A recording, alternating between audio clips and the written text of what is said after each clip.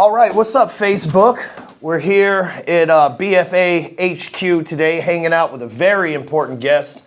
I'm honored that this man sitting to my left here even took the time to show up here and hang out. I had to twist his arm with the old "our kids go to school together" line to get him up here. It's a very effective.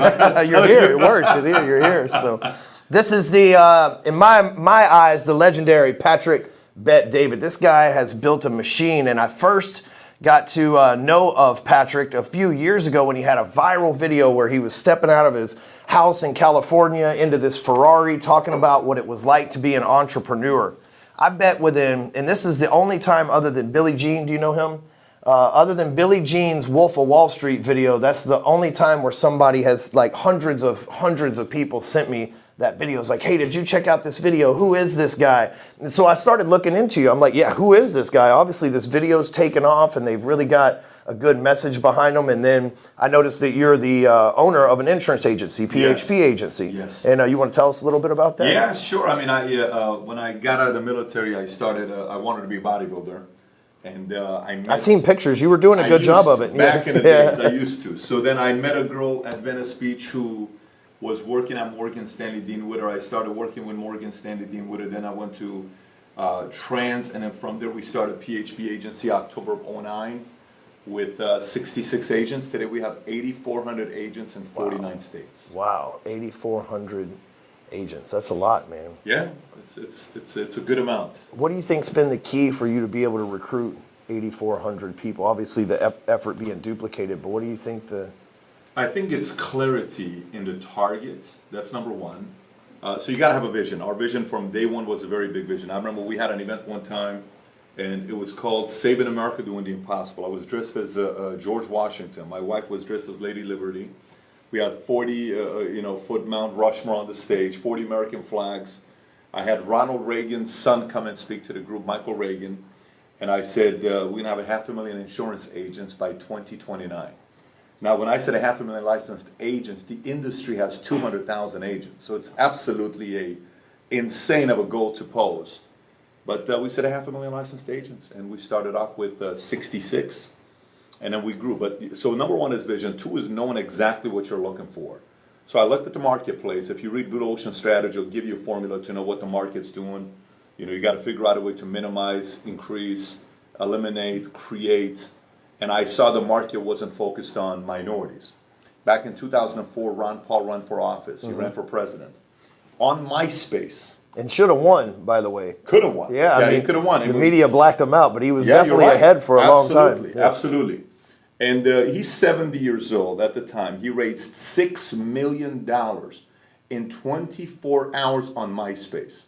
When that happened, it was a Guinness Book of World Record at the time. When that happened, a young senator from Illinois saw his model, Barack Obama. And Barack Obama ran for office on social media. He raised $2 billion. He became two-term president. Then Trump becomes president through Twitter, and he's a social media guy that understands marketing.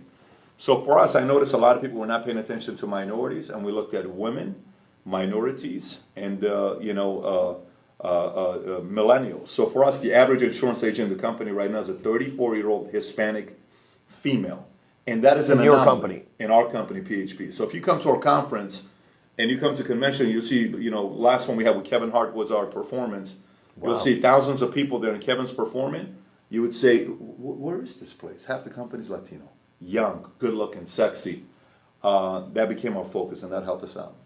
I know a lot of successful entrepreneurs that have built very successful businesses catering to the Hispanic market or one minority market after another, because the big businesses tend to overlook them, so little businesses can turn into big businesses paying attention to them. Because I don't know the actual numbers, but I mean, if you add all the minorities together, they're probably a majority. Oh, they got 40 million here now. So for me, one of the reasons why I like minorities, obviously I was born and raised in Iran. I lived in Iran 10 years.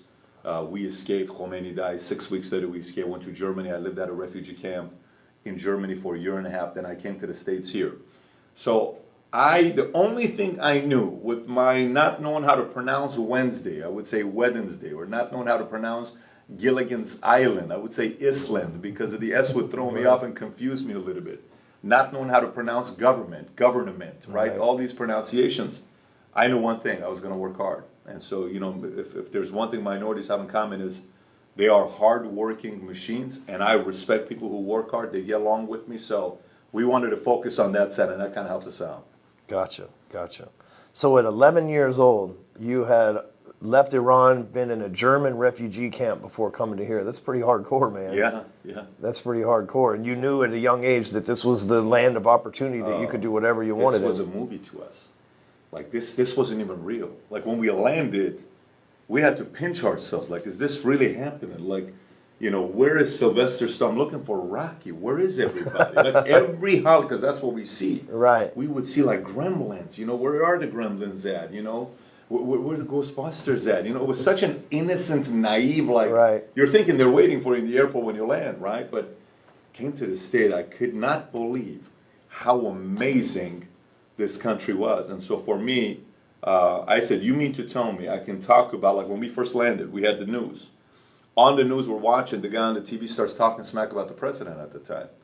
And my mom says, poor man, they're going to kill him tomorrow. I said, Mom, this is America. It's a business to talk smack about presidents. If that was the case here, half the country would be dead right now. Think about it today, right? So you have freedom of assembly, okay? Freedom of assembly, freedom of religion, you got free enterprise, you got all these benefits, but not a lot of people take advantage of it. I think the number one benefit America offers is capitalism. And if you don't wake up in the morning, figure out a way to get to work and make that money, it's on you. It's your choice every single day how big of a life you want to build in America. The choice isn't the government's choice. It's your choice in America. That is the number one benefit plan America offers. So for me, I said, I'm going to get to work, and the rest is history. And so you came here from another country, but you served in the American Armed Forces, I did. correct? Yes. And so what made you decide to go down that route? I'm the weird Iranian guy that loves America, right? Like, I bleed red, white, and blue, right? And I bleed Iran. That's what's so weird. And I bleed Armenian and Assyrian because that's my mom and dad. My mom is Bogosian, Armenian. My dad's Assyrian, Bet David. I was born in Iran. I lived 10 years. I have a lot of respect for the Shah and the family, what they did in Iran, and the U.S. U.S. is who made me who I am today. You take U.S. out, no one knows who Patrick Bet David is, right? So I have a lot of gratitude for America. So I went into the military. Part of it, I went to the military because I had no direction on what I was going to do in my life. And this one guy named Jesus Querera followed up with me for 4 years. And he kept telling me, Pat. Yeah, he kept telling me, it was so good. And so finally one day he says, Pat, let me ask you a question. I said, what is it? He says, would you like to get, because you got to try to close people at whatever level they're at. He says, I want you to think about you going to a mall. I said, okay. He says, imagine you have a military uniform on. I said, what's your point? He says, every single girl wants to be with you. That was a selling point, right? So I said, no, I'm not going. 6 months later, I got fired from Burger King, and I finally joined the Army. But his follow-up is the reason why I went into the Army, a big part of it. So, yeah, and then Army changed my life. So if I'm putting this together, it's Iran, German refugee camp, America, Burger King, the military, then what? Burger King, military, then Bally Total Fitness, then Morgan Bally's Stanley raised some closers. Bally's absolutely raised some closers. I know some of the coldest closers in the game used to work for Bally's. We always say that. Bally's, listen, man, there were some players working for them. There were some players coming out of Bally's. Yeah, a lot of people don't know what Bally's is. That's like a 24-hour fitness, pretty much put them out of business. But back in the day, the way that you go into Bally's is they sell you a gym membership, and they sell you it's like $20 a month or whatever, but they take out like a $5,000 line on your credit. And so the guys would make commission from the $2,000 or $5,000 line of credit they could get you. And then even if you cancel the gym membership, you still owed that money. You couldn't get out from under it without ruining your credit. So you had to be, and everybody knew that towards the end, you had to be a closer. That's where my buddy Mike Reese, who's probably one of the coldest salesmen I've ever met, that's where he's from. Is he Bally's? Was he Bally's, Texas? Yep, here in Texas, yep. They produce such great salespeople. They did. When I meet somebody who worked at Bally's for more than 2 years and they did sales, I say, you're gonna do fine with that. Right. So Bally's, then Morgan Stanley, then you started your own thing. Bally's, Morgan Stanley, then Trans, then my own thing. Gotcha. Think about that for a minute. There's people that were born here that don't appreciate it. That happens all the time, right? And there's people that were born here with every opportunity in the world to succeed, but decide to settle. And then you're living proof of the dream, right? Come from a very different country than here to another country, that Germany, and then coming over here, and now you pull up to the office driving a Rolls Royce, living in one of the nicest parts of Dallas, which is one of the nicest, if not the nicest city in the country, in my opinion. And you said you have 31,000 square foot office or something of that nature, 8,400 recruits working with you. Dude, that's pretty damn powerful. It's an awesome story. I appreciate that. Thank you. So what do you think the big, there's no secret to success, but what do you think the big pivot point where you went, I'm going to go from being a sales pro to level 2, being self-employed, start my own thing with these 66 people? Yeah, so that's a great question. So it's very easy to think you've always been special, you know what I'm saying? So once you make the money, you kind of forget how horrible you were at one point, how lost you were, how stupid things you did sometimes. I mean, I've been kicked out of the biggest clubs in LA where I was permanently banned. You know, some very dumb mistakes that I made when I was in LA. But for me, so I get out of the army, I'm partying, I'm in Vegas 26 times a year, I'm going to the clubs, I'm partying Tuesday through Sunday, very committed to the nightlife. And then my dad has a heart attack, right? And I go to the hospital to see him, UCLA Medical Center, and I see his situation, wasn't too happy about it. So, you know, in life we make two types of decisions. Either one of them is intentional, the other one is accidental. Accidental is sometimes caused by a life-changing event, a death in the family, a girl breaks up with you, a girl who you love leaves you, you're publicly humiliated, you're embarrassed, a massive loss, a massive setback, something happens to you where you kind of... A health scare, yeah. Any of that stuff, right? So you kind of sit there and you're like, wait a minute, you were not anticipating this, right? Like it's almost like you're fighting somebody and you don't know they're a southpaw and they get you with the left. You were preparing for something like this and the moment you're already gone. Right. Sometimes when that happens in life, where you pivot from there says a lot about you, because most of the time when that happens, we get like this. You get more and more scared and you kind of go in a corner, and for the rest of your life you play defense. Or in that moment you have to come out and say, listen, worst case scenario, I'm here. Well, what else is going to happen outside of this? This is a pretty terrible situation to be in. I'm going to come back and show my fight. And so when that happened, I cried like a little baby. But I woke up the next day. It was as if a different person showed up, and the rest was history. I went to work. And I said, there's one thing I know. You may be better than me. You may have a better market than me. You may be smarter than me. You may come from a family who stayed together. I'm from a divorced family. I don't have a 4-year nor a 2-year. I don't have money. I don't have nothing going on. I don't have a last name that comes with money. But I have one thing. I'm going to get to work. I'm going to improve. I'm going to go out there and try to find strategies that works, and I'm going to last a long time. And for you to beat me, you're going to have to outlast me. And that's the one thing. If you can outlast somebody in the marketplace, very few people can outlast. Because, look how many people slow down at $100,000 a year income. Yep. When you're 14 years old, $600 a month is a lot of money. At 18 years old, you make $1,500, a lot of money. At 21, you're like, oh my gosh, I'm making $2,500. At 30 years old, a person makes 10 grand a month. Then they stay flat. If you look at the average person, what they make at 30 versus what they make at 60, it is not that big of a difference. Right. It's not a big difference. The big difference from 14 to 30. And that's because you're constantly recreating yourself. At 30, most people are the same person as they are at 60. And the changes that happen is purely accidental. Something they didn't anticipate.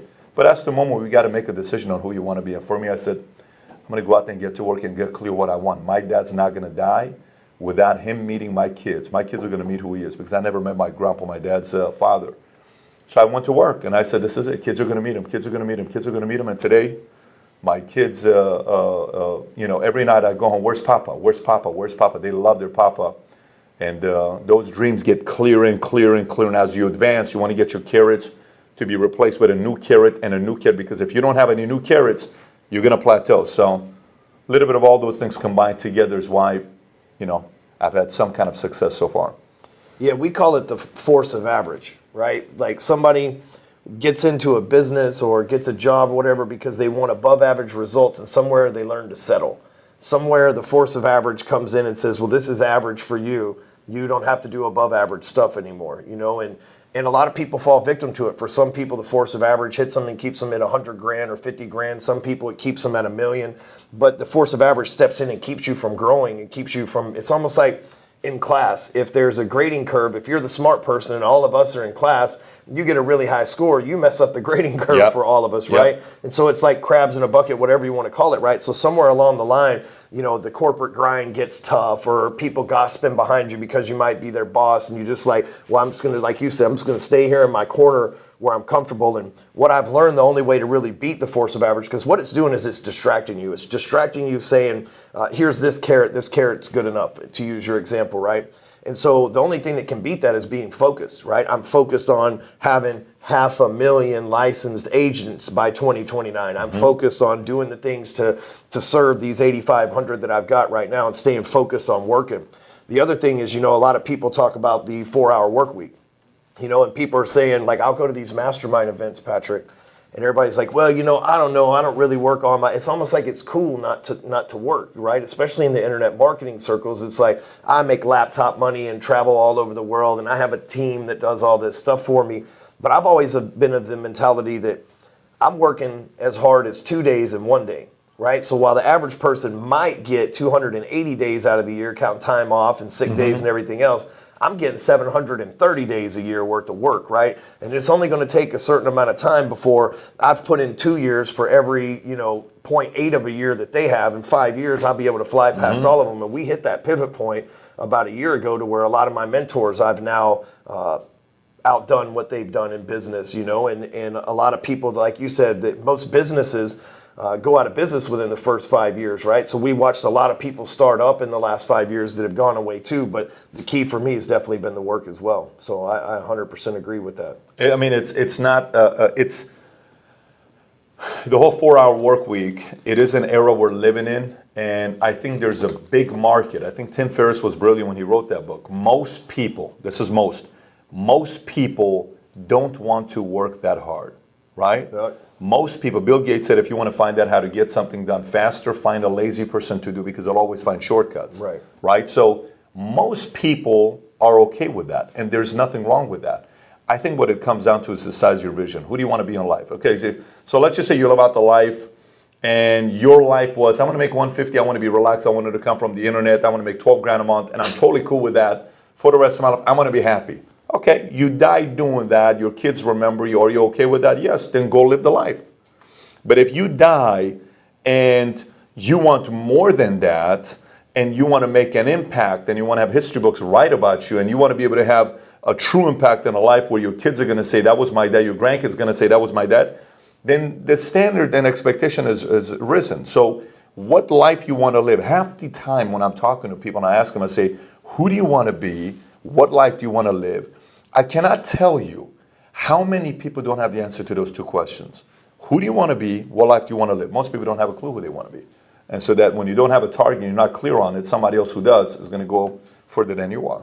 Yeah, that's, again, what we call the force of average, right? There's this vague language, like people say, I want to level up, I want to go to the next level, I want to be successful. And you say, what does success mean, right? Define it. What does successful mean? They say, I want to have nice things and more money. That's still very vague. People can't even define it. You know, success for me is very specific. It's numbers, because everything runs on numbers, right? There's a video, I don't know if you have ever heard of the guy named Frank Kern, and there's a video called Core Influence on YouTube by him. And this is like back in the day when he's like long hair and he's on stage barefoot and stuff like that, but he's a really brilliant guy. And he talks about designing your perfect day, right? So it's like you need to know how much money you need to live your life.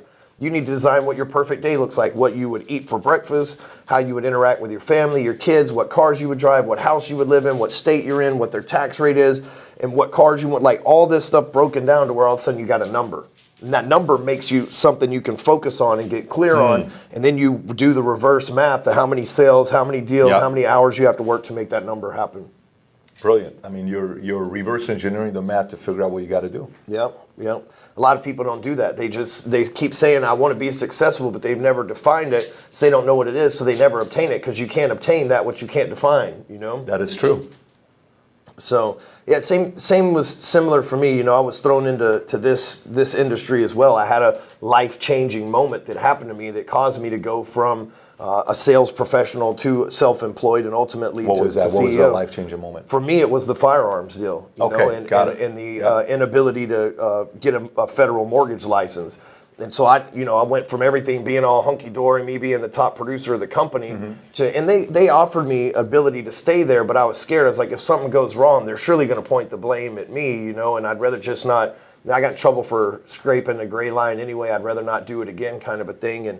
But I got focused. Like, this is what I want to build. This is what I want to make happen. And we've done a heck of a job. We've had like 15,000 clients in the last 2 years. So what changed with you right afterwards? If you were to say 3 things that changed, what would you say it was? My belief in myself. Okay. It had to. Around the same time, Jackson, my oldest son, was my ex-wife was pregnant with him. And so I was like, man, I got a kid on the way. And, there's 2 things in my life that had gotten in the way, having a license and then having a boss. And I thought, I know how to generate leads. I know how to make sales. I've been doing this stuff and using their product. I just need to find a product to sell.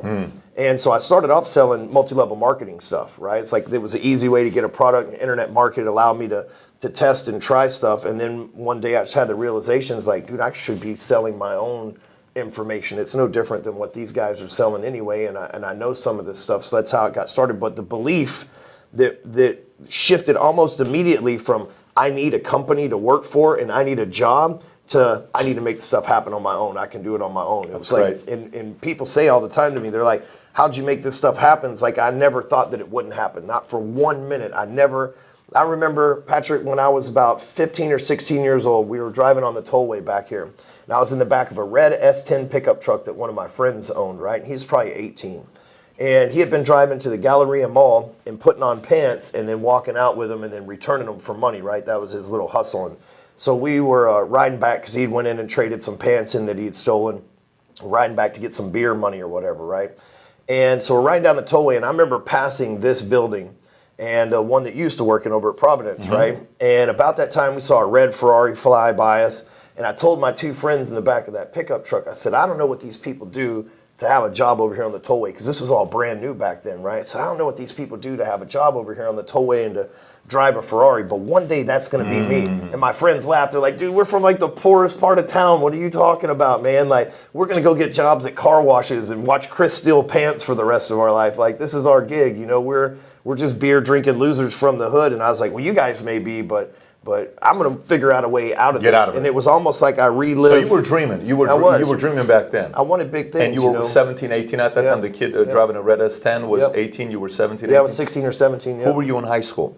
Man, I left school in the 9th grade. I wanted to go to work. Got it. And honestly... So you never went to high school? I went to 9th grade, and then I didn't finish because I didn't show up enough. And I just went and got my GED. Got it. But I was working at a car wash part-time. And so on the weekends, and then I would leave school at like noon and go to the car wash, right? And, I'd made like 25 grand in a year at this car wash. And I'm like doing the math. I'm like, this teacher is only making about 30 grand. It's like, dude, I'm just like, this is a bad place to get advice. Like, I got all I'm going to get here. I'm just going to go into the workforce and make it happen. And, that's what I did. And obviously I was washing cars. You'll love this story. I was washing cars, and man, I was going to be the best damn car wash guy there was. My goal was to own that car wash, right? If I work hard enough, I'll move to management, to general manager, and then eventually I'll be able to own a piece of this thing. And a lady came in and said, you ever think about getting another job? It's like, no, I love this place. Dude, I was like on team car wash, but I was all in with whatever I was doing. And she says, I'd like for you to come and work for our mortgage company. She's like, if you'll just work as hard at mortgages at this, you'll be a millionaire. And I took her up on the offer, and within about 2 years, I was a millionaire from the real estate that I was flipping, and I had no clue, never taken an application, never even bought a vehicle, and so she taught me all the stuff, and I got really good at it, and it changed my perspective, changed my perspective on money, because I'm dealing with all these people's tax returns and stuff, and as I started out earning the people that I was taking returns for, I could actually give them good advice and things like that I did myself, but obviously my plan to leave school had worked out for me, right? Because I worked hard at the car wash. I was making probably 45, 50 grand a year at the car wash. And then this lady offers me a job that's commission only in the mortgage world. And I'm like, but I got a comfortable, I had to make that decision you're talking about. I got a comfortable at 21 years old, I got a comfortable $50,000 a year job, or do I stretch my identity and try this commission only thing? And the lady closed me, this is what she said: the car wash will always take you back. She's like, this may be your one shot to get away. The car wash will always take you back. Always take you back. That's right. You have to remember that when somebody doesn't want to leave their job. It's like, hey, you do a good job for these people. They'll always take you back. I love that line. And it's true. Yep. Yeah, she saved my life, man. And so what's the story with this kangaroo? Tell me, what's this kangaroo? Oh, you don't know the story about kangaroos? No. So kangaroos are like they're our slang for people who don't buy from you. And so like in the internet world, you got a lot of people that'll take you up on the free videos, the free books, the free strategy sessions. Won't make a move and buy. But they won't make a move and buy because their arms aren't long enough to reach in their back pocket where their wallet is, right? But they're just long enough to stuff all the free stuff in their pouch. So we call people that don't buy kangaroos. It's a lot better than calling them assholes or whatever. So we just call them kangaroos. And that's an F-bomb. That was given as a gift. F-bomb. Yeah. Nice.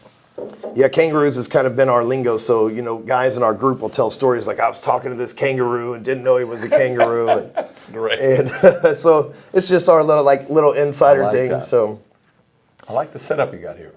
So you guys, and I appreciate that. You guys have 1 million subscribers on YouTube. We just crossed 1 million subscribers 3 days ago. Not viewers, subscribers. Yeah, 1 million subs. And you have mastered, well, you know, I know you say a lot of things are accidental, but I know it's funny, a lot of people are humble and don't want to take credit for what they've done, but like for me, you're the master at getting engagement and attention in those videos. Like I remember when you went into the gun store and just bought a gun and you're like 5 minutes later I got an AR-15, right? And I know the way that works in Texas. Like you already own a gun, you're on the list, you get another one. But a lot of people in other states don't realize that. And I remember that thing went crazy. It was hilarious. You want to be pissed off, you can read the comments on that. We shot it. I said, you know what? I don't know about this one. You know, we'll see what's going to happen. It's going to piss off a lot of people, and it did. But, you know, for me, I was in the military. You know, I believe in having guns. I do. That's why I'm in Texas. Texas is, to me, what the real America is, and I'm living here. I like that, man. I like that. As a guy that's well-traveled all over the states and the world, he says Texas is the real America. I can dig that, man. You're from California, and you told me this little side note that he said, man, once you get to Texas, it sure is hard to leave. It's hard, especially if you got kids. Because, you know, it's like working for a great company who takes care of you in every possible way, and you try so many reasons to leave. Like one of the things you got to give credit to great companies who don't produce, like who don't lose people to become entrepreneurs. You and I at one point left because something happened, right? Just think about it, right?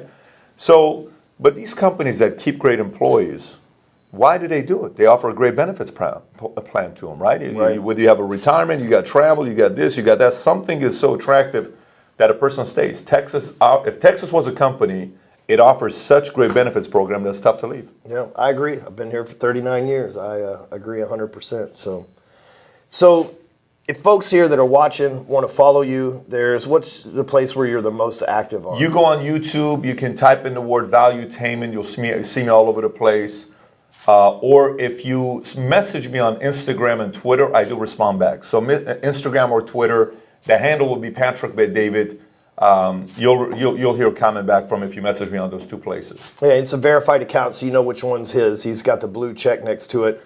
And if they want to know, we have lots of insurance sales guys, lots of financial planners. If they want to know more about PHP, how do they find that out? Send me a message.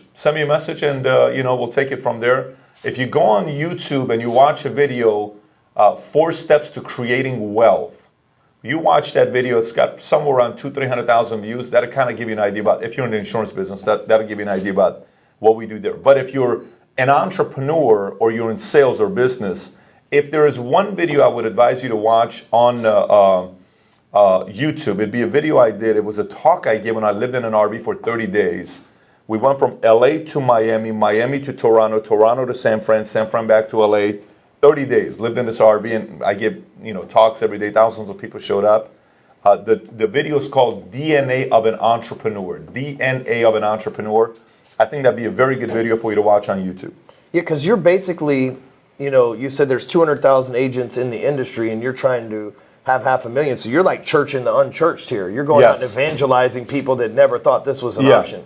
And I think one of the things about insurance is it's such a, like I was in Argentina 2 weeks ago, 3 weeks ago. And in Argentina, I'm with all these insurance guys.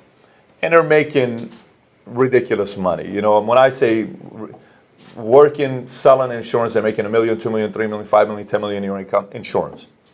And one of the guys said, I'm hoping nobody figures out about our industry. I said, what do you mean by that? He says, I don't recruit. I said, why don't you recruit? He says, why would I recruit? I said, why wouldn't you recruit? He says, I don't recruit because I don't want people to know how much money this industry really pays. The fewer the agents, the more money I make because I'm needed. I said, I'm the complete opposite. It's a scarcity mindset. Yeah, no, I want the world. No, we're going international. I want the whole, I mean, people are going to know what we're really working on the next 2, 3, 4, 5 years. By the way, stay tuned for a very crazy video that's going to be coming out next week, 2 weeks. It's going to be a while, but we're working on some very, very wild, strange projects right now. I seen the old man hat and stuff that you were on Instagram. We're working on weird things right now. Well, so, and you know, that's that abundant mindset is helping people. I think, you know, just from my assessment of talking to you for about an hour today in the office and everything, is like you're called to help, and this just happens to be the product that you're using leverage on to help people. Like I really feel like you're called to help people, and the insurance is what you know to be able to make that happen. Sure, yeah. I mean, it's a vehicle, and even valuetainment, like we haven't yet, like you know, you're talking about what you're doing. Valuetainment is, again, we just kind of started a YouTube channel. We started creating content, and I remember I told Mario one time. I said, Mario, I have no idea if we're good enough to keep audiences. He says, what do you mean? I said, within a year, if we don't know how to keep audiences, I'm not going to produce content anymore. I'm a private guy. If you notice, like the circle of all the social media people, I'm not in those circles. Like I'm not the one that collaborates with everybody. I'm kind of on an island by myself. And, you know, just kind of trying to see if we can do something or not. And there's a lot of great content creators out there that you probably follow. But for us, it was just, let's just see if we got it, we don't. Once I realized there's an interest, great, let's get more specific, more specific, more specific. And then we said we're going to go after one word, and that word is entrepreneur. I understand business. I kind of have a knack for business and processes. I said, let's go after that word. Then we decided to scale it. And then it became, by the way, valuetainment, we don't advertise on valuetainment. So we don't do ads, we don't do any of that stuff on valuetainment, meaning like we don't do ads to bring subs. We just flat out went out and went after word. Good entertainment. You give content and see what happens with it, yeah. That's awesome. You know, Andy Frisella, I don't know if you know who he is or not, but he's done the same thing. He's like, doesn't run any advertisements, #1 podcast on iTunes because he's just dropping value. He's a great communicator. He is. A very good communicator. He is, and a very large human when you meet him. Is he? He's gigantic, yes. Very, very good communicator. Well, awesome. So keep your eyes posted on what Patrick's about to do over at Valuetainment on YouTube in the next couple of weeks. He got some interesting projects and everything else coming out. Again, that's Valuetainment on YouTube. He's Patrick Bet David on Instagram, and you said Twitter as well? Same handle. Look for the handle, and check him out. He's a Dallas local. He's got an amazing vision, amazing company, and he's got awesome content on YouTube, man. I appreciate you taking the time to stop by today, man. Oh, man. Hey, don't be a kangaroo, okay? Take advice from my man Patrick here. Don't be a kangaroo. Later.